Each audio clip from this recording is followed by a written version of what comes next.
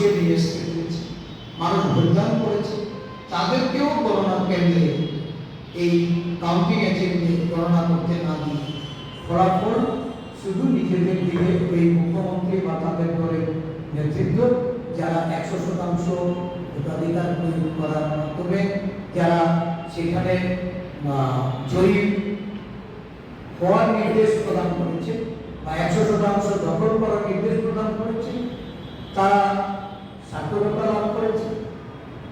কিছু কিছু ব্লকে, যেমন আমাদের বর্ণনগর ব্লকে আমরা ভালো ফল, আমরা অভিনন্দন জানাই সমস্ত ভোটারদের এবং সেই ব্লকের আমাদের নেতৃবৃন্দকে যারা লড়াই করে, রাত জেগে সেখানে লড়াই হচ্ছে, সেখানেও নানাভাবে গণতান্ত্রিক উপায়ে কাউন্টিংকে কিভাবে সেখানে বিপর্যস্ত করা যায়, কাউন্টিং বন্ধ করা যায়, কাউন্টিং ছাড়া সেখানে জয় সূচিত করা যায়, তার চেষ্টা হয়েছে।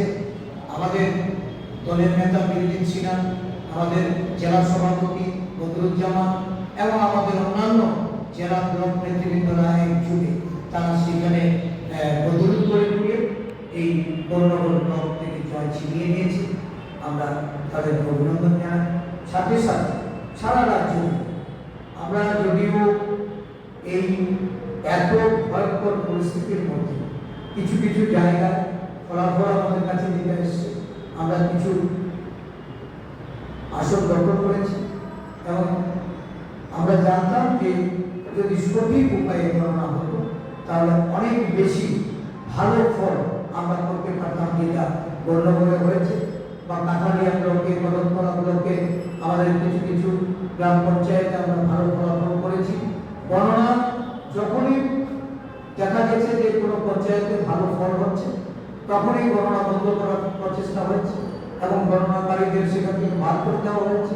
আরোগ্যের নানাভাবে তাদেরকে হুমকি দিয়ে রিকাউন্ট করে আমাদের যেটা ক্যান্ডিডেটদের সেখানে তারা পরাজিত বলে ঘোষণা করতে বাধ্য করেছে।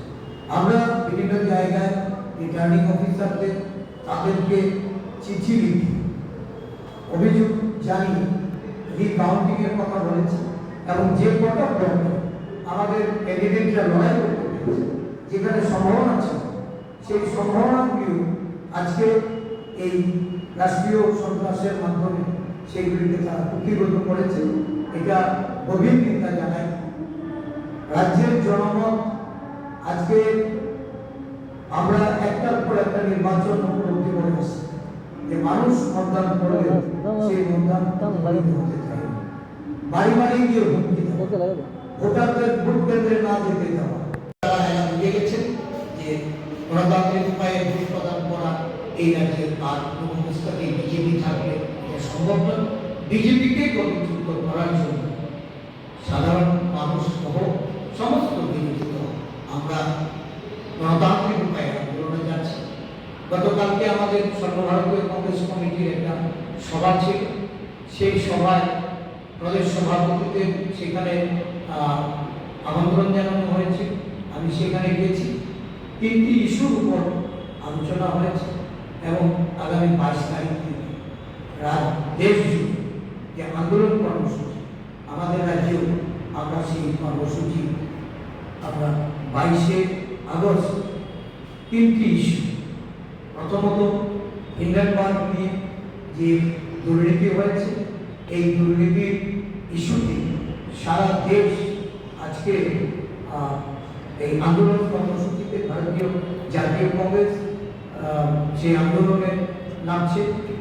কাস্ট সেন্সাস, যে কাস্ট সেন্সাসের কথা লোকসভা নির্বাচনের আগে কংগ্রেস দলের প্রতিশ্রুতি ছিল, সারা দেশে কাস্ট সেন্সাস করার জন্য ভারত সরকারকে বাধ্য করা, কংগ্রেস দল এই পথে নামবে এবং সারা দেশ থেকে নানা ঘটনা এবং আমাদের রাজ্যে যে দুর্নীতি সংগঠিত করে চলেছে দেশের সরকার, রাজ্যের সরকার, এই দুর্নীতির বিরুদ্ধে আমরা গণ আন্দোলন করি।